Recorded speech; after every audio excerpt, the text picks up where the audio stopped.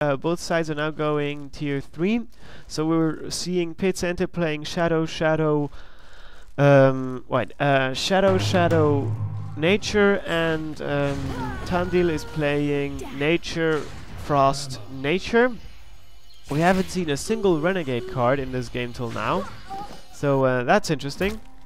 And yeah, the Nightcrawler would be worth an idea now, putting the ability on him so he deals more damage, because yeah, let's just put it this way, that tier 3 dragon is probably gonna deal damage, and actually is, so the Nightcrawler was gonna die anyway, and with the ability you might have just gotten that breeding ground, which would have definitely been worth it. So now you have Army of the Undead attacking a monument. Like I said, like we said in the last AC, Army of Undead is in the watch list, and you see they do deal a lot of damage against monuments, but you still have to think it's 100 energy. But I'd say they did 100 energy of damage, so there, another Shadow of the Undead, Army of the Undead. And the best way to actually counter this is just to root them or pick them, because it's more energy efficient than just than fighting them. So now Church of Negation disintegrating the Swamp Drake. And one thing that I think is worth mentioning, heal the monument there to keep it alive.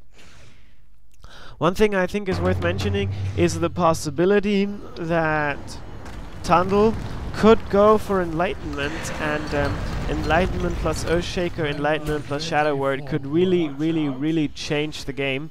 But he's spending so much energy on other things that I don't think he'll get enough energy to play out the Enlightenment plus something. So yeah, maybe it's always a possibility, but you never know. So now up there, the 2 power wells are definitely well protected by 2 Mark of the Keepers and 1 Church of Negation. Mark of the Keeper probably because you don't want any negative spells there. I don't know, Earthshaker is probably what he was thinking about. Now building Mark of the Keepers everywhere, so the only way that Tandl can even get close to thinking that he should attack would be with Tremors.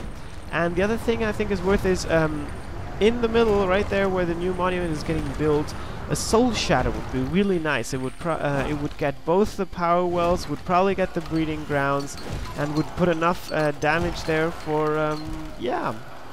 Oh, there we go, Soul Shatter. And yeah, there they go. What I think is funny about the Soul Shatter is because the skeletons were gonna die in 1 second. When you put the Soul Shatter, when they die, they explode.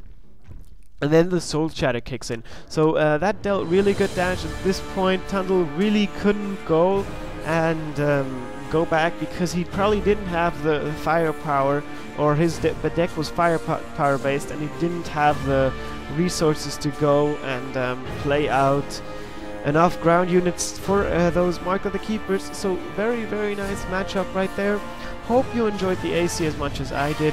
Was really fun commenting. Don't forget that if you play Shadow, you're playing Army of the Undead, and you want to pop in a Soul Shatter, wait for the skeletons to almost die and then pop it in a second before they die, so when they die they all explode and deal extra damage, and then the Soul Shatter kicks in, and whatever dies then still explodes. So that's quite nice.